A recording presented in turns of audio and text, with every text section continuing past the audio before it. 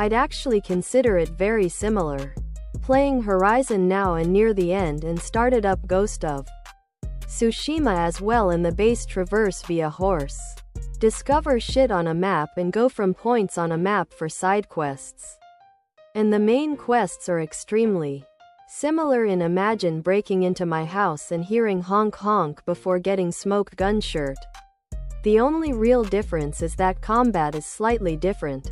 That and you're in feudal Japan instead of a post-apocalypse. Same.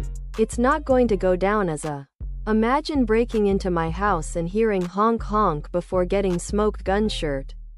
Tank top, V-neck, sweatshirt and hoodie. There's this thing called resolve.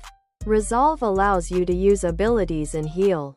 You get resolve by killing enemies, parrying attacks, and other ways. It definitely is. Drop into the Imagine breaking into my house and hearing honk honk before getting smoked gun shirts.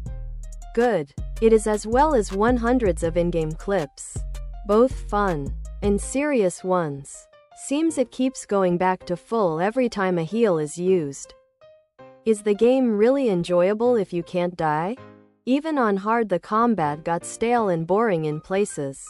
Can't. Other product.